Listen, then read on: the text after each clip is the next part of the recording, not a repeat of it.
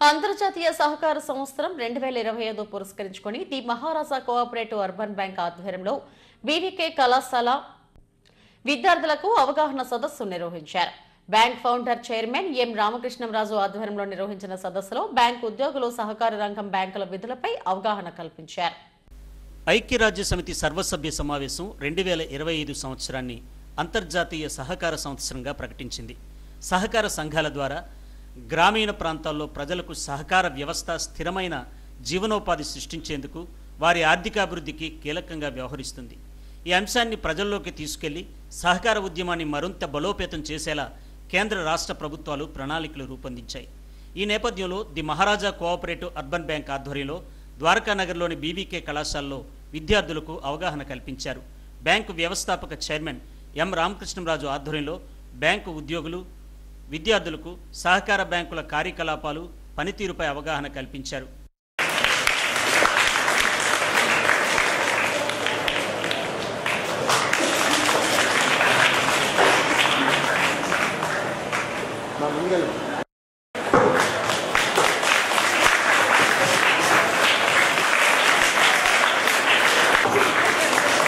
Production ఉంటుంది, gross domestic production ఇది.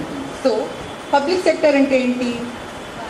The total 100% of the capital అంటే ద ఇన్వెస్ట్మెంట్. ఒక కంపెనీ పెట్టాలంటే మీకు need some investment, right? So ఆ ఇన్వెస్ట్మెంట్లో 100% కూడా గవర్నమెంట్ ఇన్వెస్ట్ చేస్తే it is the cooperative department అనేది ఒకటి ఉంటుంది అండ్ కోఆపరేటివ్ బ్యాంక్స్ ఎక్సెట్రా అంటే ఏం చేస్తాయి? What are the cooperatives doing? Ma'am చెప్పినట్టు చిన్న చిన్న ప్రైమరీ సొసైటీస్ ఏర్పడాలి. ఒకరిలో ఒకరు హెల్ప్ చేసుకుంటూ కోఆపరేటివ్ ప్రిన్సిపల్స్ మీద వర్క్ అవుతాయి. Beautiful principles are there. వాలంటరీగా వస్తారు ముందుకు.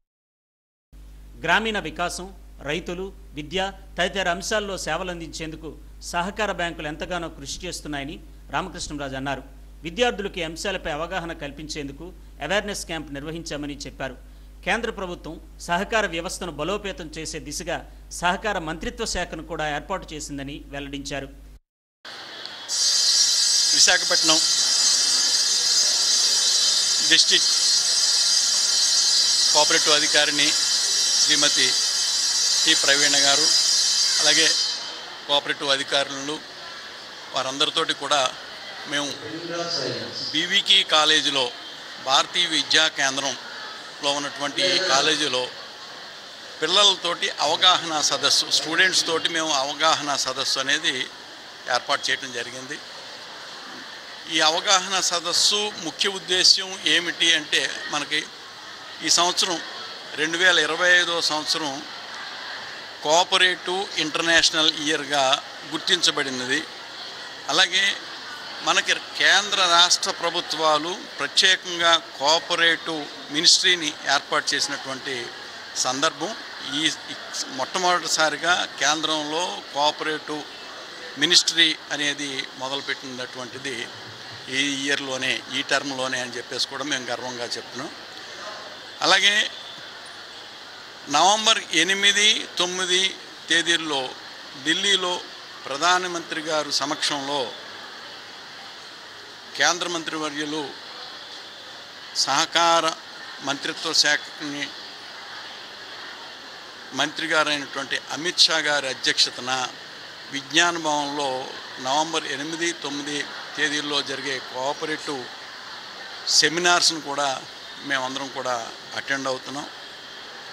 కోఆపరేటివ్ అనేది మనకి అనాదిగా మన సంస్కృతి సాంప్రదాయాల్లో మిళితమైనటువంటిది కోఆపరేటివ్ వ్యవస్థ అని చెప్పేసి మేము గర్వంగా ముందుకెళ్తున్నాం.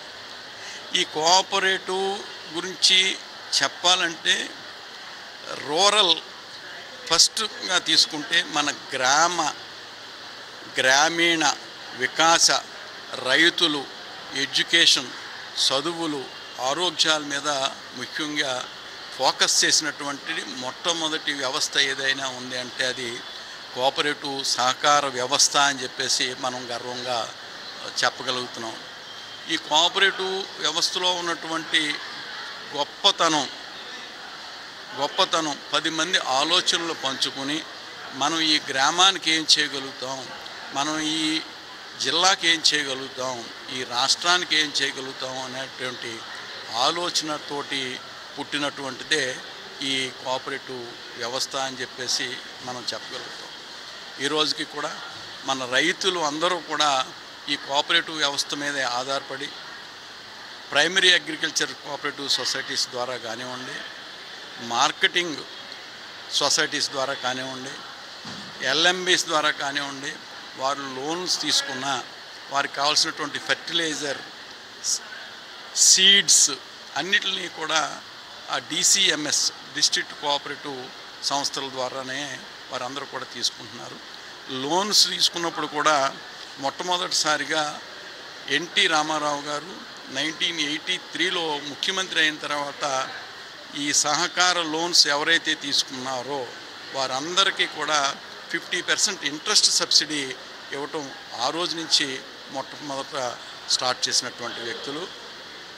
అలాగే సహకార రంగంలోకి వచ్చేటప్పటికి సేవింగ్స్ అనేది చాలా ఇంపార్టెంటు. సేవింగ్స్ ఉంటే మనం కానీ, మన కుటుంబాలు కానీ, మన సంస్థలు కానీ చాలా బాగుంటాయి అనేది దాని ముఖ్య ఉద్దేశం. తర్వాత కాలంలో బ్యాంక్స్ స్టార్ట్ అయినాయి. District cooperative central banks, general banking సిస్టంలోకి DCCBs కూడా ఎంటర్ అయినాయి. అలాగే ఆప్కాబ్ ద్వారా కానివ్వండి, నాబార్డ్ ద్వారా కానివ్వండి, NAFCOB national cooperative federations unions ద్వారా కానివ్వండి వచ్చినాయి. అట్లాగే ఇదివరకు ఉన్నటువంటి సొసైటీస్ని బ్యాంక్స్ కింద కూడా కన్వర్ట్ చేసి రిజర్వ్ బ్యాంక్ ఆఫ్ ఇండియా ఈ కోఆపరేటివ్ సిస్టమ్ని బ్యాంక్స్ కింద కన్వర్ట్ చేస్తాం మాకు లైసెన్సెస్ ఇష్యూ చేశారు.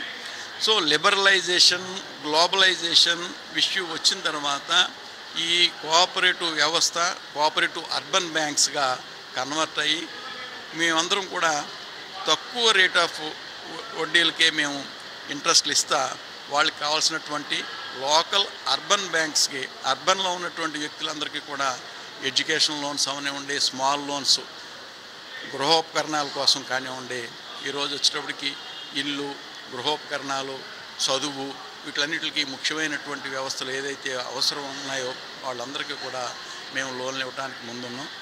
మహారాజా బ్యాంక్ ద్వారా కూడా మేము ప్రతి సంవత్సరం కూడా పిల్లలకి, మా స్టాఫ్కి, పిల్లలకి మేము ల్యాప్టాప్స్ కానివ్వండి వాళ్ళకి కావాల్సిన సిస్టమ్స్ ఇస్తున్నాం. అలాగే మెంబర్స్ చిల్డ్రన్స్ కూడా మేము వాళ్ళకి స్కాలర్షిప్స్ రూపంలో కూడా మేము చాలా దాదాపు 8-9 లక్షల రూపాయలు వాళ్ళకి మేము డొనేషన్స్ ఇస్తున్నాం. కేంద్ర రాష్ట్ర ప్రభుత్వాలు సహకార రంగంలో తీసుకొస్తున్న సంస్కరణలపై అవగాహన కల్పించే దిశగా the Maharaja cooperative urban bank కృషి చేస్తోంది. సహకార వ్యవస్థ ద్వారా జరిగే సమాజాభివృద్ధిపై ప్రజలకు పూర్తి స్థాయిలో అవగాహన కల్పించే దిశగా ముందుకెళుతోంది.